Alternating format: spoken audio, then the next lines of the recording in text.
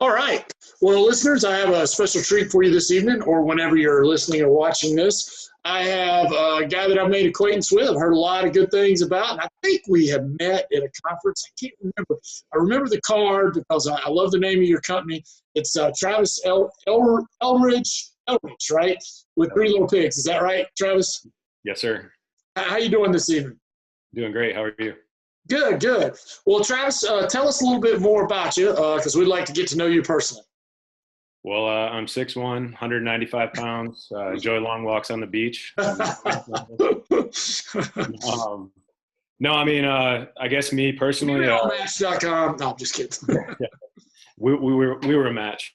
No, I mean, I guess my family's my life, really. I mean, there's me, my wife Kaylee, my 3 kids, which are the 3 little pigs, Weston, Gage, and Melody, and then we've got 2 dogs, a cat, and 2 snails. So it rounds out the whole family. Nice. So how did you come up with the name Three Little Pigs? Because I did a little thing way back. I was like, well, if the first 2 little pigs would have had a home inspection, they wouldn't have had that problem. But yeah, so how did you come up with the name? That's one of my favorite videos. I want to pirate that from you at some point. But no, I went through a course that was, I think the title of it was 3 Little Pigs Get a Home Inspection. And it kind of planted the seed. And then I came home and I was actually reading the book to my daughter. And, you know, I was like, I think this is going to work. And then everybody thought I was crazy. And it was just kind of a God thing. I was like, you know what, we're going to roll with it. And then it all kind of worked. Ties in with home inspection as well as we've got the 3 kids. So 3 Little Pigs. It's been a good marketing point for sure. That's awesome. You got to do that video though. I mean, so you have them dress up and like, you know, and what you do is like every time the house gets blown down, you know, have a sign saying this was by that other home inspection company. And then obviously the brick house, you know, well, this was by 3 Little Pigs. Yeah, that's awesome for sure. That's who you are. All right, well, Travis, not too many of us grew up wanting to be a home inspector. I didn't even know what that was when I was a kid. So tell us, you know, how did you get to be a home inspector? What did you do in your former life? And what did you want to be when you were a kid? Oh, man. I guess it was really kind of a God thing, the way it came about. I was in the Navy prior to. I spent a little over a decade as a Navy diver. Oh, wow. Ended up getting medically retired because my hips are shot. So after that, kind of turned our world upside down. And that's what I mean. It was kind of a God thing, the way it came about. My wife's a realtor, got a little background with construction and stuff like that. And it just kind of all fell into place. Oh, cool. So how long have you been doing inspections? Since 2016. Oh, so, okay. Now, you're in Panama City, Florida, correct? Is that right? Yes, sir. In that area? Oh, okay, cool. I've been there. I was a lot younger. What was it? There were 2 clubs there. I went for spring break. Probably Spinnaker and Club La Vila. Yes. Like a big old club, and you do belly flops in the pool in the middle. Oh, yeah. That was a long time ago. Spring break, Redneck Riviera. Yeah. Love it. Now, did you and your wife grow up in that area, or did you move there, or was that Nate? No, actually, the only dive school in the entire military, all 5 branches of the service, come through Panama City. So I was actually stationed here as an instructor. Okay. And then, the military brought us here. And, again, that was kind of a God thing, too, because I'm from upstate New York, and my wife's from California, about as far away from all of our family as we could possibly get. But we've set down roots, and we really enjoy it here. Nice, yeah. I'm sure your weather's nice. It has rained. I mean, I'm in North Carolina. It's not that bad, but, man, I'm sure you're warmer where you are. It's like 40 degrees and raining right now. It shouldn't be like that this time of year. So now, did you and your wife meet in Panama City, or did y'all meet – where did you meet before that? No, actually, prior to here, I spent most of my career in San Diego. That's where I met her. Okay. So, and thank you for your service, by the way. Thank you. My pleasure. Now, so 3 kids. Tell us about them. How old? Girls, boys, both? What you got? So our youngest is Melody. She's 4. And then our middle son, Gage, he's 8. And then Weston's our oldest. He's 10. So. Oh, wow. You got your hands full, man. I'm surprised. It's actually pretty quiet there. You know, it's that's only for the last 10 minutes because I said I need silence, and then everybody just You know, it's funny. I had my meeting with my guys this morning via Zoom, and now my girls are teenagers. And, of course, my youngest one is fussing with my wife about something. And I'm like, guys, you're killing me. You know, you can hear it in the background, and I'm trying to find the mute button. I'm sure they guys, That's pretty standard. The phone rings and one of the dogs is barking or the kids are screaming, chasing each other with a Nerf gun or something. I know. We worked out of our house for a long time too. I'm sure realtors will. Oh yeah. Well, I found that to be even a kind of a marketing point because they know you're a family-owned business, and I think some people really appreciate that. Yeah, I think so too. Definitely put all your family and stuff on Facebook. I mean, I know some people will argue against that, but it's funny. My kids, since they were time your age, when they weren't in school, they would come with me and go out marketing, and I would go put stuff in the boxes, and they had a basket, and they'd go around and give candy and stuff. I mean, they wanted to. I didn't force them to. I mean, they love the attention. And, my daughter is the same way. Like, people know her by name. She's constantly, like, on her birthday, she had a bunch of gifts from realtors and stuff. And wow. I always, when she goes to a presentation, I always introduce her as my marketing director. So yeah, get her some cards if she doesn't already. I had some cards made for them, and basically I got them like a little basket, and I would put candy and pens. And when I was like putting in the boxes, they would go around and give candy and pens. And I told them, if they're on the phone or the door's closed, don't mess with them, just only, and they loved her, man. In fact, when she started going to school, it was a letdown when it was just me. Where's Mary? Yeah. Where's Mary? Your weapon. Yeah. And now they're teenagers, and all the realtors are like, we watched them grow up. But anyway, okay. So you've been doing inspections since about 2016, relatively new, but a lot has changed actually since then. Tell us about some of the changes you've seen since 2016. I think some of the biggest change that I've seen is there's been such a huge influx of inspectors. I think there was almost 20 alone in our direct market in 2017 that popped up.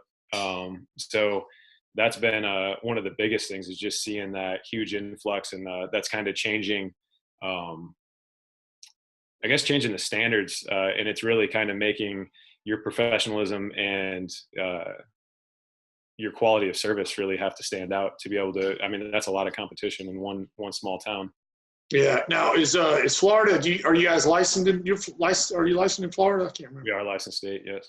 Okay. What's required for the licensing there, if you don't mind me asking?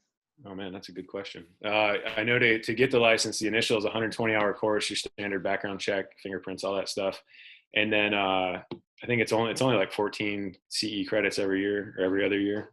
Right. Is there some field training too that goes along with it? The field training, if you take the physical course where you actually go to it, there's like 2 days of field training in with that. Okay. Yeah, it's funny. Go ahead. Oh well, no, North Carolina's gone to that too. We got basically the same thing. I think it's 120 hours and 80 field hours, and that's sort of new. It used to be. You had to be an associate inspector for a year and do 100 inspections, work under a fully licensed inspector.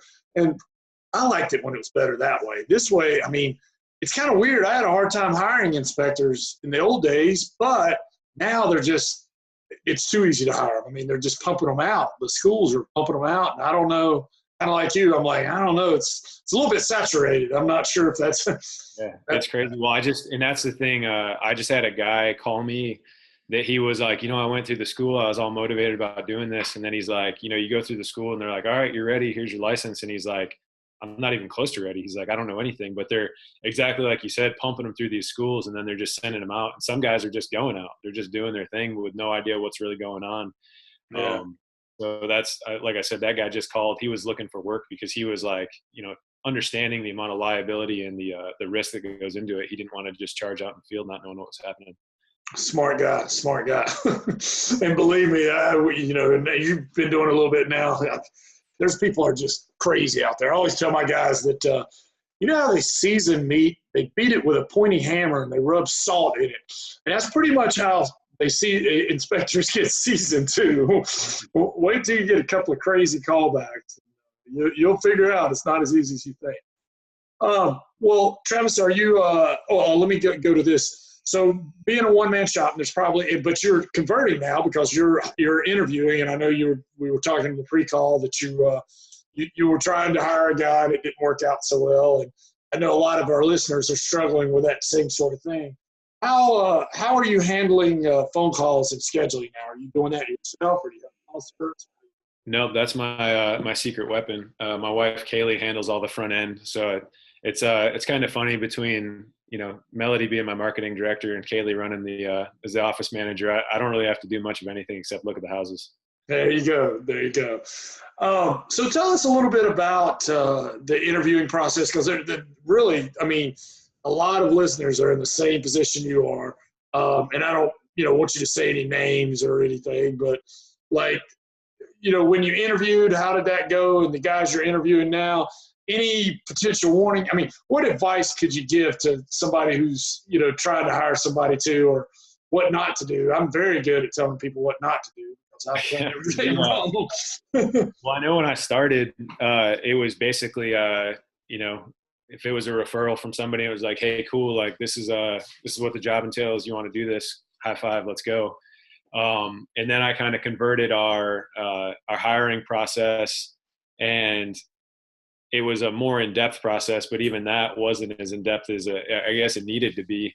But honestly, I think my biggest takeaway to this point has been a lot of what we've gotten from quote unquote hiring hasn't been the greatest return. I think what we're kind of changing to now is more of a recruiting stance, going out, finding talent, and then trying to draw them in with a better opportunity, a better career. Because several people I've talked to from different trades around the area, service industry, and even, the building trades, a lot of people just feel like a number. They hate their job. They hate the way they're treated. They're getting paid next to nothing.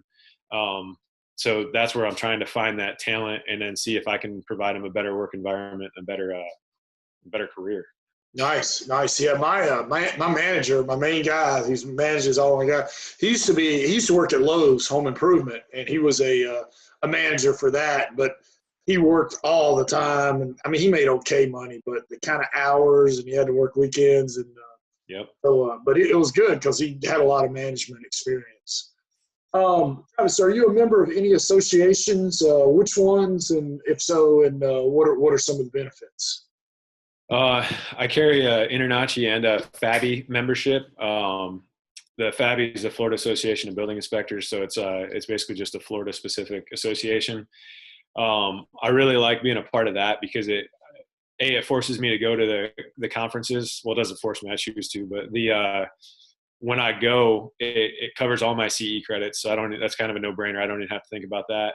But we're so slammed with inspections now that it's hard to find that time to study. And when I go to, it's physically, you put it on the calendar and you spend, a Saturday and a Sunday going to these conferences, it makes you get back in the books and it makes you stay kind of at the cutting edge of it. It's a lot of older inspectors there. So it's like a wealth of knowledge. It's all these guys that have been either inspecting or in the building trades since like they were 6 and working for their uncle or something. But, that's the main reason I'm a part of it, is just because of that wealth of knowledge, and that it helps keep me kind of up to speed and covers all my CEs. That's awesome. And that's cool if you can get up with some of those older inspectors that are willing to help and kind of, become friends with them. And, you can call them if you see something or shoot them a picture or something. Say, man, what is this? Or what? And I had the same luxury. Travis, do you have a success quote you'd be willing to share with us that you found interesting? Oh, man, I think one of my favorite quotes, the devil whispered in my ear, "You're not strong enough to withstand the storm. Today I whispered in the devil's ear, I am the storm." What's that from? I've heard it. What is that from? I don't even know where it originated from, but man, the first time I heard that, it just sent like goosebumps down my spine, and I was like, man, that's a good one. That's cool. So let's say that I'm a buyer or real estate agent in Panama City, Florida. There's other home inspectors in your market, like you alluded to. Why should I hire you? What does Three Little Pigs do different than others don't? So it's kind of funny. There's a lot of the marketing punchlines and things that we use to put yourself out, but a lot of the things that I didn't realize that were super different about us, I didn't realize till after we were a little more established, and some of the feedback I've gotten. But the biggest things that clients and realtors alike are punctuality. The fact that they're always getting the same product 100% of the time. Like it's never oh, I'm tired this day, or, oh, I decided to be late this day. Like I've never been late to a single inspection. And, I always show up. I'm always in uniform, always on time. I think that's a big part of it's the military.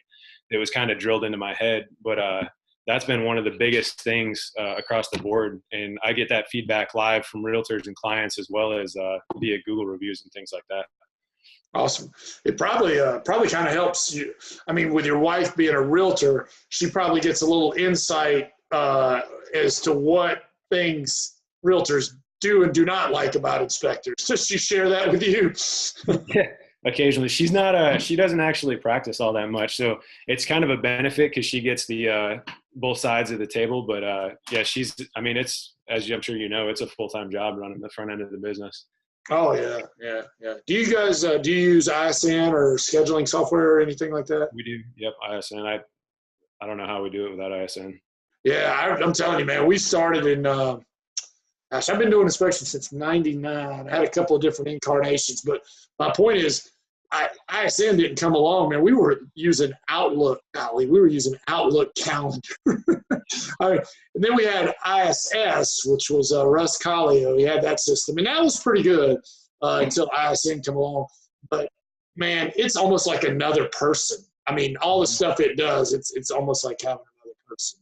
Yeah, I can't imagine some of the old school. I've talked to so many people that are everything from pen and paper to Excel spreadsheets and the Google Calendar, and it's it does. It's basically an invisible employee. Yeah. Oh yeah. No, I like it. I love it. I couldn't imagine without it.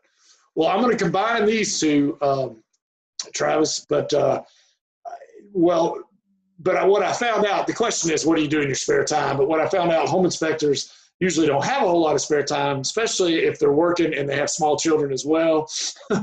But what would you do if you had spare time? And tell us something people don't know about. It's kind of funny. So I kind of got lost in the whole, and it's, I've got a lot of amazing mentors, and they all tell you about the things that are going to happen. And like, you can avoid a lot, but a lot of it, you still just go in head on, and like, you're in the middle of it and you're like, man, this is happening. And I know it's happening. One of those being the loss of spare time. Like, we were rolling into this year and we were so busy that I was working 7 days a week, 3 inspections a day. And I was just like, what am I doing right now? And it got to the point where the breaking point for me actually was my daughter was saying grace at dinner, and she said, I hope daddy has less home inspections so he can spend more time with me. And I was like, holy cow, that just like, it took the wind right out of me. And so from that point forward, I made a point of at least once a week. We like to fish. Like, that's all. Like, we go out on the boat, and it's like everybody except my wife, but she does it just because the rest of us like it. But so like, Sunday is church in the morning religiously, and then after that is basically family day. So as long as the weather's not downpouring, we're out on the water. So I make a point of that every week, and I think that's crucial to be able to maintain that, because like I said, I kind of lost myself in the works. And I mean, it's everything from the stress level to the toll it took on my wife and the kids and everything else. So having that kind of spare time, I don't particularly get just Travis time, but as a family, we keep that kind of sacred. Yeah. No, I went through the same thing, brother. When I was a single man operator, I mean, I was staying up till 11, 12, 1 o'clock at night, doing reports, 2, 3 inspections a day. And I was making pretty good money, but it wasn't worth, at some point, all the money in the world is not worth it if your family is going down, and eventually I hired people. I mean, and it wasn't easy, but, now it's better, but I still have stress. Obviously, I have a lot of stress.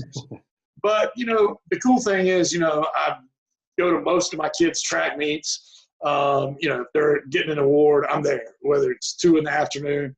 And the cool thing is, sometimes there's no other dads there, and I'm there. Now, of course, I'm working till 8 o'clock to pay for it. But that's the cool thing about being your own boss. But you'll figure it out. I remember it was one of the books I was reading that, and it was talking about how, a lot of entrepreneurs will think, I'm going to put in all this time now, but I'll just buy that time back later. It's like, well, I'm going to miss the T-ball game, but I'll take them to an MLB game later. And he references that in the book and says, you can never replace the sports games and the things when your kids are young with something later on. You can't buy that time back.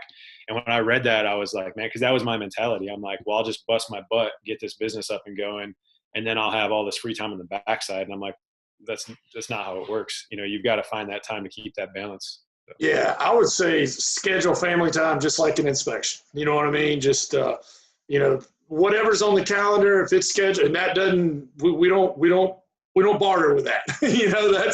That's solid. And like your Sunday or maybe one night a week or something. But anyway. Okay, well, cool. One more question, and then we're up against the break here. Travis, you know as well as I do that if you do enough inspections, you're going to have an unhappy camper. How do you handle an unhappy camper? Do you have a process? What's that look like? I think the biggest thing for me is always listening more than you talk, and then always maintaining professionalism. Fortunately, we haven't had too many callbacks. Like I said, I'm pretty consistent, pretty methodical, so kept them to a minimum. But we've definitely had a couple, and actually Kaylee's been a couple. She's like, "You need to call this person," and I'm like, "Oh boy, what's this going to be?" And I can tell by the tone of her voice when she calls. Oh yeah. Yeah, literally.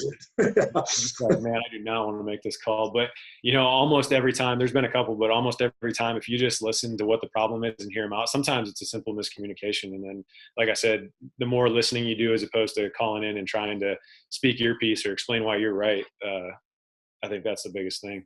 Yeah. I read one time, and I thought this was good. And I have to tell my guys this, too, because they're on the front line of it. I said, our mind immediately goes to defense, but don't talk. Don't talk. Let them talk and hear them out, and basically, I heard it something like you've got to come over to their landscape first and hear them out. Let them, whether you agree with them or not, in their mind, they think they've been done wrong. So you have to respect that and let them expand that air and absorb it. Because if you come off defensive, you're just going to piss them off even more. And I've seen it happen. But anyway. All right. Well, when we get back from the break, we're going to talk about some highs and lows, but let's pause just a second for a sponsor. Hey there, this is Ryan Howell. Here to kind of go through the InspectedHouses.com pre-listing program. So this presentation is meant to illustrate how the program works. If you're like me, it sounded like an awesome thing, but I just didn't know quite how it was going to work in my head, so I built out this presentation to illustrate it for myself and for you guys. So let's just kind of walk through the basics of how this works. There are some areas in this presentation where things can get creative in terms of how you can use parts of this program, but we're just going to stick to the basic workflow right now. So we're going to start with the seller. They've got a house to sell, put on the market. They're going to contact a listing agent. The listing agent is going to give them a presentation. They're going to come up with some ideas for marketing the house, for making it unique, and to help them through that listing process and get through escrow. So one of the ideas is going to be to do a pre-listing inspection. And they're going to have a home inspector come. Home inspector is going to perform their inspection. They will write the report, and that report will then get uploaded to InspectedHouses.com. It's going to live up there on InspectedHouses.com attached to the listing. So there's going to be a listing page that has a picture of the house, everything, all the features about it, and everything that's great. And it's also going to have a hosted area where they can download, where anyone can download the inspection report on it that was done as part of the pre-listing process. So the cool thing about this is the inspector gets paid on this end. So like we're instantly increasing our bottom line by getting more of these inspections, more of the pre-listing inspections, and being a part of this program. So then the inspector goes away. He takes his money. The sign goes up with a specific code for that house and a number to text. And then when we have a potential buyer, that buyer is going to see that code. They're going to text the code to a number with their phone there, and that sign's going to have like some sort of hook on it, like get a discount on your buyer's inspection or what have you. There's kind of some creative ways that you can word that and some different offers that you can come up with. But the idea is we want to entice them to text that number to get more information about the house and then to also get a discount. So they're going to then take out their money and they are going to buy that inspection report once they see the listing, and they're going to give that money to inspectedhouses.com, and that money is going straight back to the seller. They get their money. Nobody else is taking it. The cool thing that happens next, this is kind of where the magic happens, is that the listing agent may be thinking like, okay, that's cool. We have people that have a better idea about the house, but like, so what? Like, how does this actually help me in my bottom line? Well, that is where we give hot lead to that listing agent. So the potential buyer that texted that information, they opted into the program by doing that, and therefore we can give that buyer lead directly to the listing agent. Now, instead of spending thousands of dollars on Zillow leads and to be a premier agent and to play by their game and their rules, we're not charging them any money for this. So like, they just participate in the program. They pay their monthly fee, which is next to nothing compared to what they're doing in any other advertising area, and they get unlimited leads for that. So I think it's a pretty cool, unique selling point to pitch to them, and a way that you can help them grow their business and allow them to get more deals. Because as you know, even if this potential buyer doesn't get this house, they may know of another house, and they can turn them into a buyer that they're working with as well. And of course, if they have a team, then they can pass them off to their buyer's agents and have them do their thing. So there's a lot of different ways we can cut this. There's some areas in this where we can get more creative. Number one thing you got to do next to get involved with this program and to make sure that you're signed up to be a foundation member is to go to fm.inspectedhouses.com. There'll be a sign up form there where we've got the agreement. You can pay there and just get signed up. You're going to want to do this before all these spots get filled up, because there's only going to be about 100 nationwide. So get on board now, and we'll walk you through some of the details at that website in terms of how this can benefit you financially, not only just getting additional inspections, but getting more real estate agents involved and signed up with the program can directly benefit you financially as well through the affiliate program. So again, this is going to be super limited. There's going to be a lot of people that wish that they had done this beforehand, and I just encourage you to get this done right away, get signed up so that we can get going on it. Anyway, that's going to be it for now. Take care. Biggest failure that ever comes to mind was the first time I tried to go to dive school. I actually failed, and that was one of the most, like, I don't even know how to describe it. It was like the most gut-wrenching thing in the world. I actually couldn't pass the physical fitness test. So I used to be really fat when I was a kid, so I got in and I couldn't do the pull-ups was the big thing. And just kind of underestimated it. And I got sent out to the fleet for 2 years, which is basically like I failed, so I couldn't go through school. So I got sent to a ship, and just completely wind out of my sails. Didn't want to do anything. Didn't care. Right. Just kind of gave up. And there's this lieutenant on the ship one day. We were staying on a mid-watch, so it's like midnight, in the middle of nowhere out to sea. And he's like, "Well, what do you want to do with your career?" And I was like, "Well, I want to be a diver." And he's like, "So why don't you do it?" And I said, "I can't." He's like, "What do you mean you can't?" And I was like, "Well, I failed." And he was just like, "So what?" And I was like, "Well, I got to wait 2 years to go back." And he's like, "Well, no, you could go early." And he starts to explain to me kind of all these processes of how to explain and prove my position. And anyway, as a junior enlisted, like I think I was an EE2 or 3 at the time, this lieutenant helped me basically draft a letter to the commanding officer. And long story short, I ended up getting released from the ship early to go back to dive school. And it was kind of crazy because that failure really kind of, like, I quit. I was done. I was like, I just kind of gave up on everything. And this guy came in and he was like, why are you quitting? And it really kind of opened my eyes to realize that. And that's kind of set the tone for a lot of things in my life. Like, I went back and crushed dive school, and ever since then, I mean, there's been nothing that I haven't overcome. So with the exception of my hips and surgery, that kind of stinks. They kind of got the best of me, but I mean, I'm still standing. So. You got a successful business and, beautiful wife and kids. I would say you're a success in most people's eyes. Tell me a little bit about dive school. So what exactly does or a diving, what exactly does a diver in the Navy do? What do you guys do?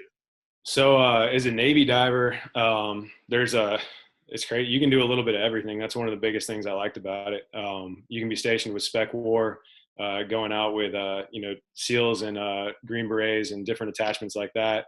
You can do ship's husbandry, which is basically an underwater mechanic working on ships, things like that. Then there's salvage and recovery. So basically if a ship gets sunk or, submarine or anything like that, there's recovery ops. So there's research and development. There's all kinds of stuff, and everything from scuba diving to surface applied to closed circuit rebreather rigs. It's pretty cool stuff. Awesome. What's the deepest you've ever dove? I know you like the pressure gets slight when you get down certain.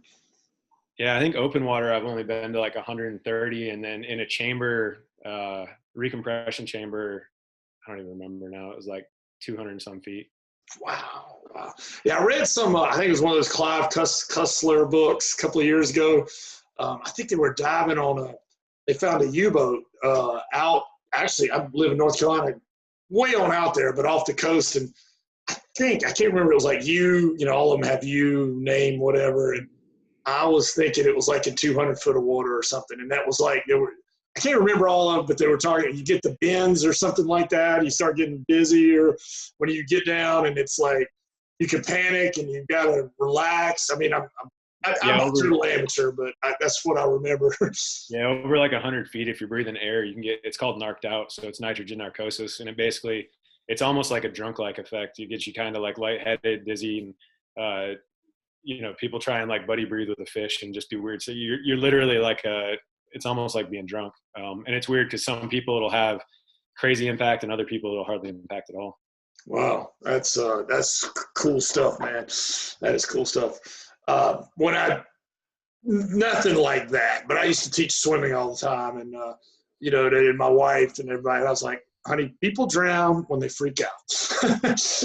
You've got to stay relaxed. You've got to stay calm. I know sometimes you want to freak out, but stay calm. Freaking out will just make you use a lot of energy and a lot of oxygen that you don't need to use. 100%. Yep.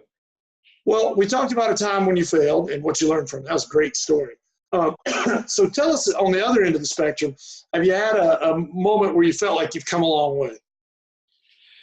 Honestly, it was, I don't even remember how many we'd had, but it was our Google reviews. So I always respond to them. And I had responded to one and I was like, man, these are starting to add up a little bit. And I went back through and read them. And most of them are just like genuine, heartfelt reviews from people that are just like, and that to me was a huge deal, because I'm like, it's the experience that they had that I left them with. But anyway, I went back through and read all this stuff, and I was like, I actually stopped and talked to Kaylee, and I'm like, this is insane. Like, you go on the internet and you find our company now, and it's this thing. And not only is it this thing, it looks successful. It is successful. All these clients are extremely happy. And I was like, it was one of the most humbling moments of my life, because I was like, we created that. Nobody knew who Three Little Pigs was 3 years ago.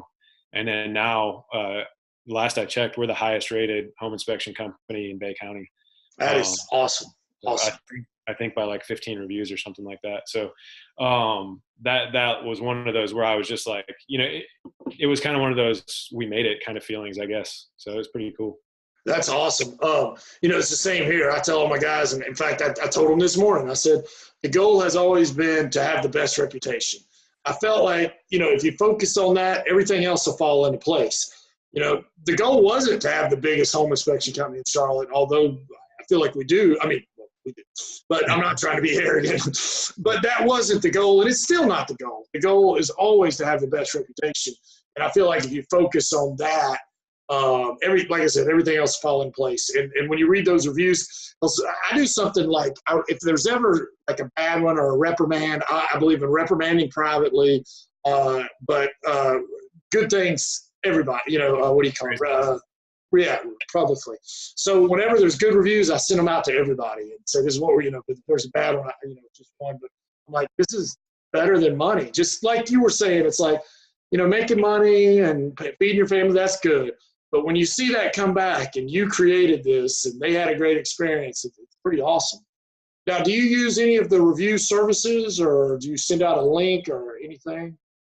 No, we just send out a follow-up email, basically just saying, if you got any feedback or anything like that. We ask for positive or negative, because if there's something that we're doing wrong, I want to know about it, because that's if someone's going to be willing to say it, then it's probably something other people are feeling too. And I'm definitely not set in my ways, like my way or the highway. Like if there's something we can improve on a process, I'm all about it. Awesome. Sounds good.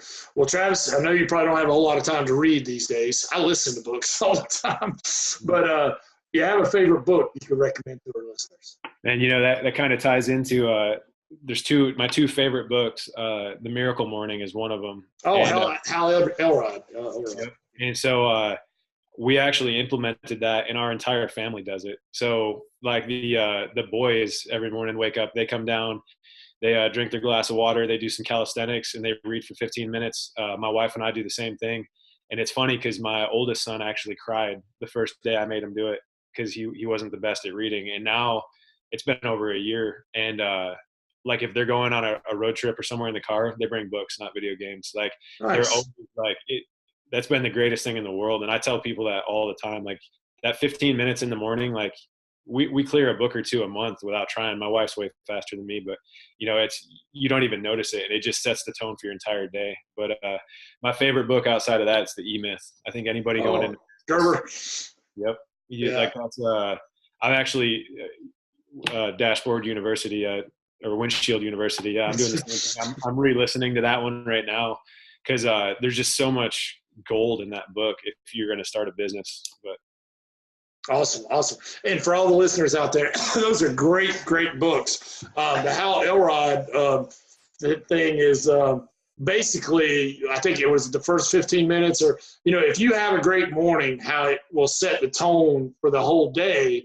And so most of us, me, I just get up and do whatever, and some days you have a good day, some days you don't. But if you're very purposeful about how you spend your morning, you could set yourself up for a good day almost every day. So, some of my office presentations I've got from things I've actually heard you talk about at conferences and things. And I kind of pirated some of it, and I bought a stack of The Miracle Morning for real estate agents off of Amazon. Oh, and cool. One of my presentations, I'll go up and I'll typically start, I'll give my intro, and then I'll say, who's the youngest real estate agent in the room, or who's the newest real estate agent in the room. There'll be some kind of tip back and forth. And then I'll say, I read this book and it changed my life and how I do business. And then I'll give them a copy of it and say, I hope it has the same impact on your business. And so that's, again, one of those things where you're bringing value whenever you can. So, it truly has changed my life, but then everybody loves when you're trying to help the most junior realtor in the room. And then that book, it's a gold mine. That's awesome. That is awesome. And they'll always remember it too. Every time they see that book on their shelf and whatnot, I actually just did an inspection, and the lady showed up and she's like, yeah, I was the newest realtor in the room that you gave that book to. And I was like, that's cool, man. Yeah, I'm reading it. She's like, it's so awesome. So, it has ripple effects. That's cool. And if you buy, sometimes I think if you buy them in bulk, you can get kind of a good deal. It's so much better than a gift card if you think about it. We always do a gift card, and they're just not that personal. That's a very personal thing. Quite honestly, you could probably get a box full of books. One book has cost you less than a gift card anyway, and means so much more. Yeah, it definitely. You should try it. It has a pretty big impact on the room. It's been a pretty good one. That's awesome. Yeah, there for a while I was giving away those flashlights that would stun gun flash. Until I accidentally sit on one day, and they do work, man. And I'm thinking, if a realtor sits on this and has a wreck or something, it's my fault. I could be liable. I don't know about that. Well, Travis, now I know you're relatively new to the business, although you age quickly in this business. And I know you don't have a crystal ball, but what do you see? You've been around, you've been to conferences, you've got a lot of mentors and stuff. what do you see changing in the future of our business? I think, well, I focus a lot more. I mean, I see the Florida because I'm tied in with Florida a lot more, but I think what's going to happen, because there's such a low barrier to entry, you're getting this huge influx of inspectors. I think that's going to create a bubble. And then on the other side of that, unfortunately, I think the only way through that is going to be through lawsuits and things like that before legislature and things start to take place. But I think what we're going to end up with is going to be multi-inspector firms with a handful of kind of boutique one-man shops. I think the days of, one city with 40 some inspectors is just it's not going to happen. Yeah. That's my general prediction. I'm not sure, but yeah, I don't think it's sustainable. I mean, you can't. And there for a while, it was like every career change book said, "Hey, be a home inspector," and and it's funny. It's like, and I'm sure you've had them. All these people call me and say, "Yeah, it's just like, I don't know. They think it's so easy, and it's not. It's a hard job. The barrier to entry is low, but the job itself is hard." Well, Kaylee and I mean, so many people, they think, oh, I want to start a business. I'm just going to, I'm going to do one inspection or two inspections just to kind of offset or curb my spouse's income or whatever the case may be. And then they just don't realize like how to get the phone to ring, what it takes to get the phone to ring, the consistency or inconsistency of inspections coming through. And it's like, if somebody wants to work 5 inspections a week, that's great, but you're hardly ever going to get that as a one-man shop. Whereas, working under a multi-inspector firm, you can be assigned 5 inspections a week. But it's just, I think guys kind of have a naive standpoint going into it until they've been in it, 3 months, 6 months, a year. And then it's like, oh, wow, this is. Yeah, and that phone does not ring by itself. It takes a lot of work. Yeah. We're sitting there like, 2 years ago, we're sitting there staring at each other and staring at the phone like, is it broke? Is it broke? What? Do you hear it out though? Yeah. And then now, like, the phone rings, and like when the schedule is so full, I mean, the worst thing in the world is telling somebody you can't get them in. So it's when your schedule is slammed, you're just like, and it rings, and then it's like, oh man. So. I know. When what I love is that ding on your phone, and you look, and it says online order. Just it all took place on. That's like. Yeah. No, I know exactly what you're talking about. I did that today, actually. We had 2 that popped in. I was like, man, it's so awesome. Online order. Sweet. All right. So I know the answer to this question before I ask. Now, you said you've been pretty lucky with, and I will tell you, as you go to multi-inspector firm, you're going to get a little more of this because nobody's going to do it as good as you do. But somebody told me one time, if they can do it 80% as good as you do, and Kaylee just bought the 80-20 principle or 80-20. It's their next book. Pareto principle or something like that. Yeah. Yeah, I just saw it, and I'm like, where'd this book come from? She's like, oh, I just bought it. I have actually been wanting to read that one. So. Yeah. Well, somebody told me too, if you could give up, as far as hiring people or stepping back a little bit from doing inspections, if you give up, 10% of your income for 50% of your time, yeah, I mean, I would do that in a heartbeat, Yeah. But anyway, have you ever been thrown under the bus by a contractor? I know I have. How do you handle it? Do you have any ideas for all the listeners out there? What could they do? I don't think you can ever stop it, but at least contain it or somewhat prevent it. What ideas do you have, Travis? So one thing on a positive note, I always try to go into any situation humbly, right? Try to walk in and don't act like the smartest guy in the room. Don't be arrogant, whatever. And I've had several contractors and architects just flat out stop and say, I usually don't like home inspectors. Oh, yeah. And so I'll always go in and I'll kind of direct questions to let them kind of flaunt their knowledge a little bit. And I'll let them start talking. Smart. And I'll act, inferior to them. And I'll even ask some questions. Sometimes they're legitimate. Sometimes I learn something. Other times I'll just kind of stage it. So, I'm bowing down to your infinite wisdom. And I'll tell you what, I've made more friends that are contractors and people like that have good things to say about me than, the other way around. But I have had a couple, one lady called me and she was like, I can't even remember what she said now, but she told me that I missed mold in the dirt. below her house. And I kid you not. And so Kaylee's like, you got to call this person back. Like they're talking about like 25 grand and blah. And I'm like, wait, what are you talking about? So I call this lady, and then it's like a 10-foot crawl space, if you want to call it a crawl. It's up on piers. The left-hand side of it has a kind of haphazardly built retaining wall, and all the planks that are built are rotten out from being against wood. And the timbers, the pier timbers, there's nothing wrong with those at all. It's just some of the things.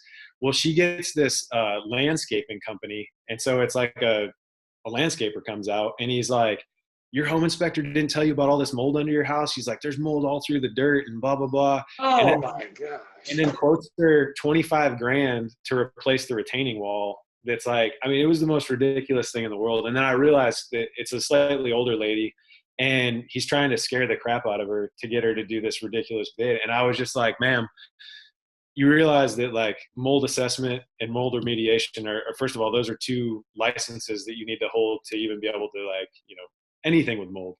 And so I was like, I'm going to come back, which I don't usually do, but I went back out, and I explained it to her. I'm like, look, there's nothing here that's of any concern shy of like, you need to replace these planks in this retaining wall. And that's going to cost you far less than 25 grand. But this guy was like, and he straight up was like, your home inspector should have told you about this. Like, this is hazardous and blah, blah, blah. And so she's thinking like, her house is going to, she thought her house was going to fall down within the next 5 years. And that if she would have known that she had black mold, she wouldn't have bought the house. And I'm like, ma'am, you need to just pump the brakes a little bit. And I was like, you realize that you're taking advice from a landscaper on mold and a retaining wall, which, whichever. But she was like, oh my gosh, thank you so much. And so that ended up on a good note, but it scared the crap out of me. And then I had a local builder actually throw me under the bus. The realtor called me because I was standing up for him. And she's like, he was just completely bad mouthing you in front of our client and blah, blah, blah, blah, blah. And I was like, what? And she's like, yeah, he was saying that every home inspector couldn't hack it as a builder. So they just want to nitpick other people's stuff. And like with that one, I literally just laughed, and I was like, it's not even worth my time. I've gotten those. I've walked in, like you said, and won. And I try to do the same thing. I try to give them, let them thump their chest a little bit. And, usually, like you said, don't let them, so they don't think I'm an adversary, but man, when they start off, well, I had something like that, right? Like, I hate all home inspectors. Yeah. Basically, they get their license from the back of a matchbook cover or something. I've actually had a builder say that. Yeah. Oh, yeah. Well, there's a little more to it than that, but I've met some daggone contractors that probably shouldn't even have a driver's license. Oh, yeah, without a doubt. Yeah. Much less, I don't think the hurdle to get a contractor's license all that high either. So let's not get into that. Right. Well, you touched on this a little bit. Almost skipped this question, but just curious. And we have them here too: the mold hustlers and the cracked heat exchange hustlers. You're getting carbon monoxide in your house. Do you have the mold hustlers there? We got them here. And I finally figured out some of these guys, they're not going out to evaluate whether you have mold or not, whether you need a remediation or not. They're mold remediation salesmen. Just like if you were a vacuum cleaner salesman, you're trying to sell vacuum cleaners. So if you're a mold remediation salesman, you're trying to sell mold remediations. And unfortunately, I think sometimes they get sold or attempted to be sold whether people need them or not. And it makes me mad. That's why we started doing mold testing ourselves. I try to stay away from it, but more as defense than anything for cases like that where, somebody's scaring the crap out of them. And I said, hold on, let me come and test. But anyway, do you have them in your market? Yeah, I had an agent call me and ask if I would do basically a re-inspection because another local guy had this mother and daughter were looking at a house for her, and they had them so scared that the house was going to be like the interior of the walls were going to be covered in mold they couldn't see because they put some steel wool and the wheat poles on the brick. And which steel wool, like, yeah, it should be open, but it's still going to drain and breathe. But yeah, that's awesome. He convinced them that there was, because they put anything in the weed poles, there was going to be mold throughout the entire house. And they literally were about to walk on this deal, and the realtor's freaking out, the clients are freaking out, and they were like, they called me and asked me to come back and do a re-inspect. But I was like, I'm pretty confident this guy's just trying to upsell you on an air quality test, which that's a little bit little extreme, Yeah, we all got to make a living, but you got to sleep at night, man. You got. I don't know. I don't know how some of those guys sleep at night. Yeah.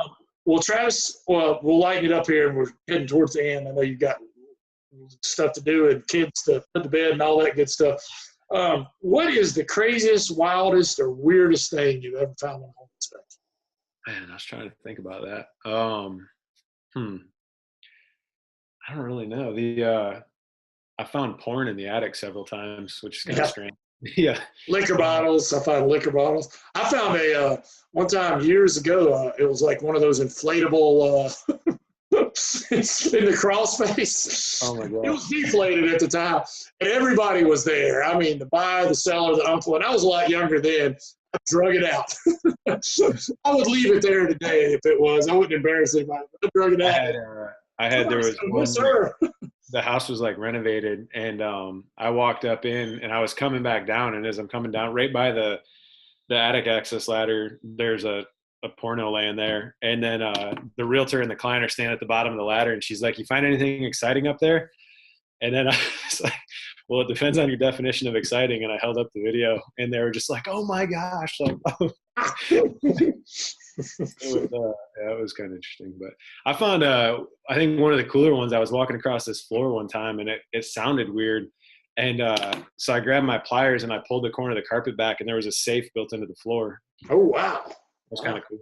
Yeah, the buyer was like, "Man, do we have to tell anybody about this?" Like, he was like a prepper kind of crazy dude, and he was all excited. He's like, "Yeah, man, this is so awesome. I'm going to have to figure out how to get that thing open," blah, blah, blah. And he's just going off. But yeah, it was kind of neat.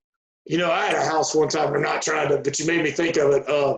They showed it to me. I mean, but there was a bookcase. It was down in the basement, and there was a bookcase, and the bookcase would actually, like, you had to do something, move a book here, and it would unlatch. The whole bookcase was a door, and there was a secret room in there. That's awesome. That was cool. I was like, well, that's where they keep the moonshine still. That's crazy. That was the coolest thing. Well, Travis, do you have an internet or marketing resource you'd be willing to share with our listeners? Man, so that's another one. Like, that's one of the things I'm really lacking on, honestly. And I think kind of in lieu of that, like, just some kind of general advice, I think one of the biggest things for me has been finding mentors and just keeping like a close network of people that you can communicate with. Yeah, I think that's even more so, like, because even the marketing, I mean, all the training, all that, like, if you've got a good circle of friends, I guess, if you will, all that information's there. Like, you call in, and guys are like, and it's funny because even being one of the most junior guys, I've actually found that I've been able to contribute to guys that are way senior to me, or they're like, "Man, that's a good idea," and I was just like, "Oh wow!" Like, I always thought I was taking, not giving, and it's like you even find that kind of circle, it's kind of symbiotic. You kind of give back to the group.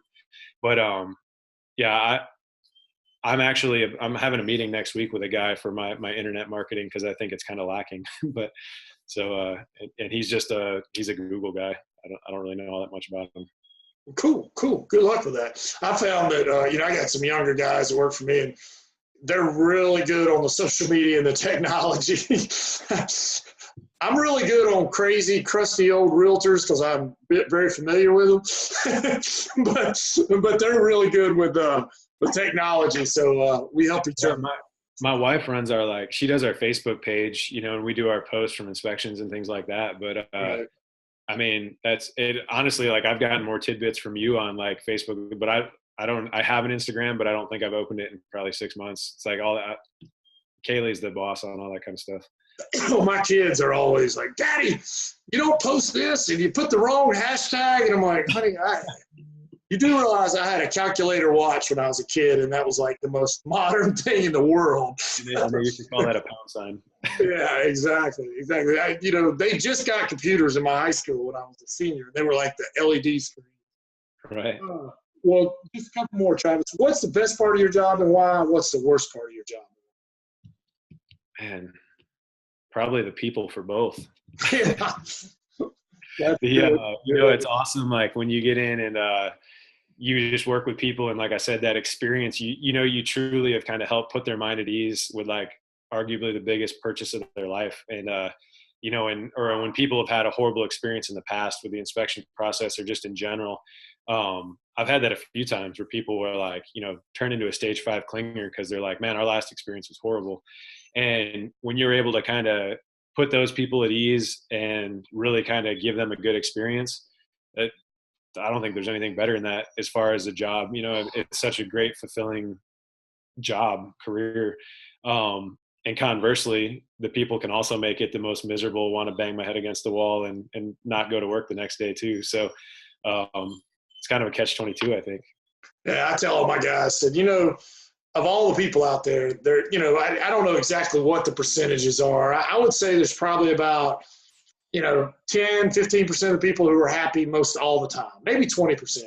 And then there's probably a big middle section that are, 50-50. They're kind of happy, kind of whatever, whatever happens. And then there's like 5 or 10% of people, they're just freaking miserable.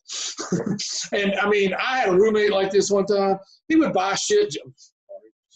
He would buy stuff just to take it back. I swear to God, he liked to take it back. And I was like, do you like going back to customers? He liked to complain about stuff. And it's just like, nope.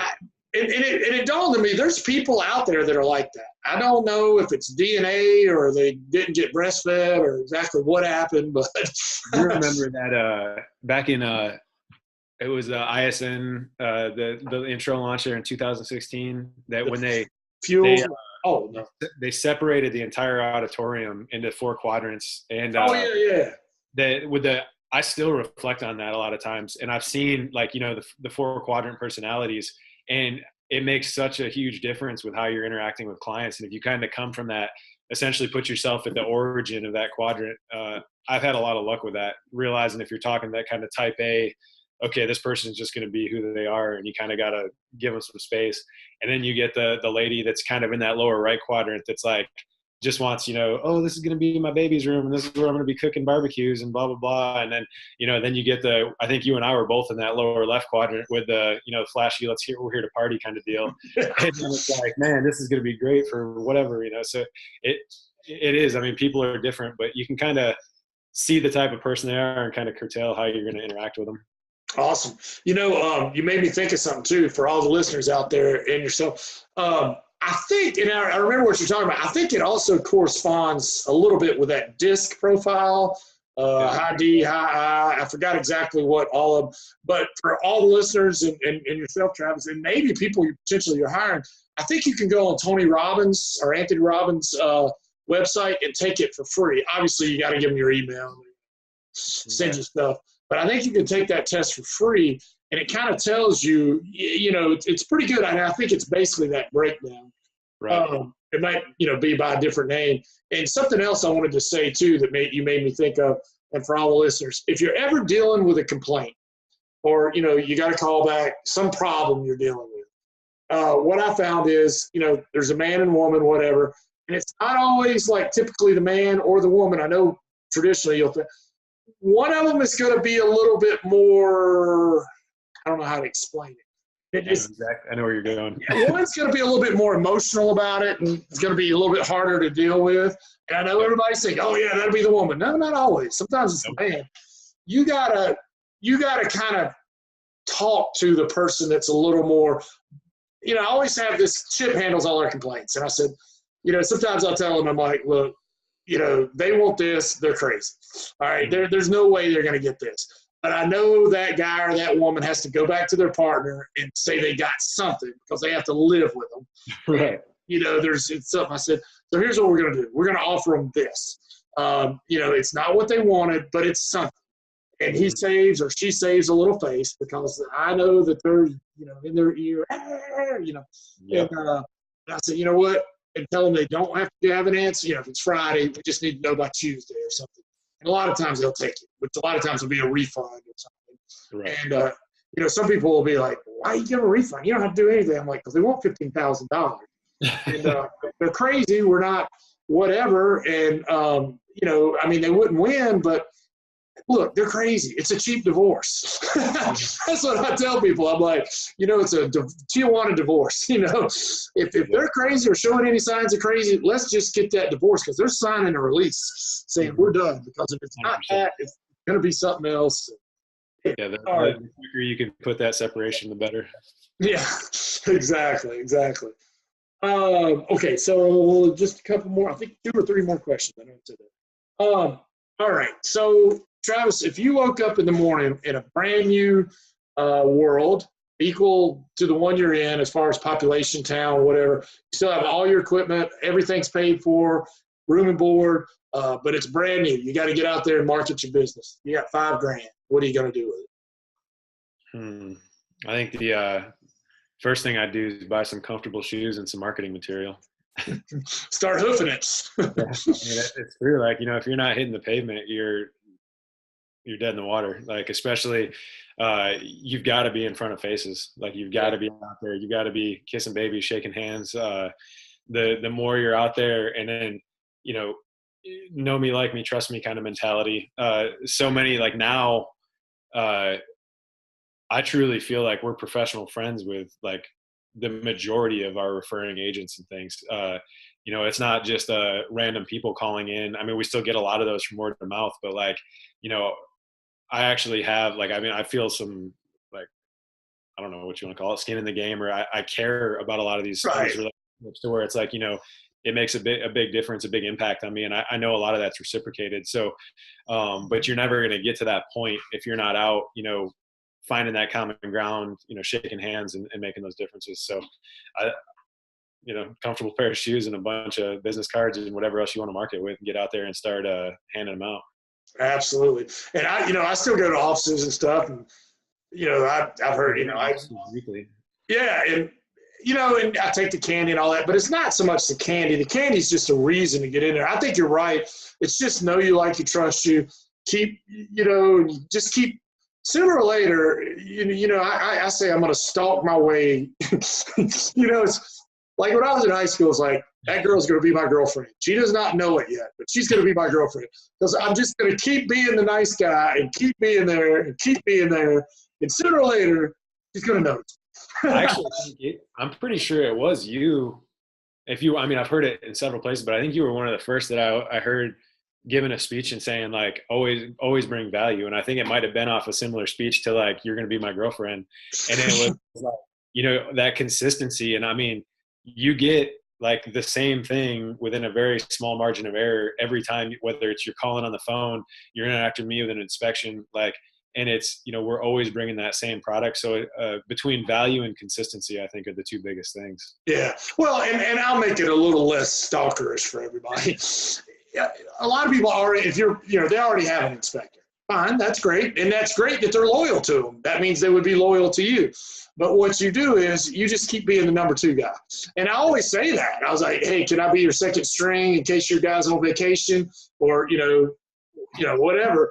And sooner or later, if you're always the number 2 guy, you'll get your shot, just like backup quarterback, and then you get in there and you knock it out of the park. They may still like the guy, but now all of a sudden they're like, hey, Travis was pretty good too. I think I might start, going back and forth. So, yeah, there's several agents that we've got like that I know we're not their primary. And it's like, I mean, there's never a single ill feeling, or it's like, I mean, again, consistency, persistency, just the same thing all the time. And like you said, when, whether it's, I mean, it doesn't even have to be the other guy slipping up. I mean, he's too busy, he screws something up, or, I mean, whatever the case may be. Like you said, if you're in that number 2 slot, you're right there. Yeah, and for all the listeners out there, I always say that, and never, cardinal rule, never talk bad about any of your competitors, and always say, hey, I know you might have somebody that you use regularly, but just, let me be second string. I say that. I mean, I'm pretty upfront about it. Yep. I always say, if you ever need a backup, but same concept. Yeah, absolutely. Is there anything, Travis, that I should have asked you that I didn't? I don't think so. Anything you want to ask me? Man, that's a tough one too. Not off the top of my head. I've got a whole bunch of questions, but we probably need a whole nother hour to go through them. I hear you. Well, I appreciate your time.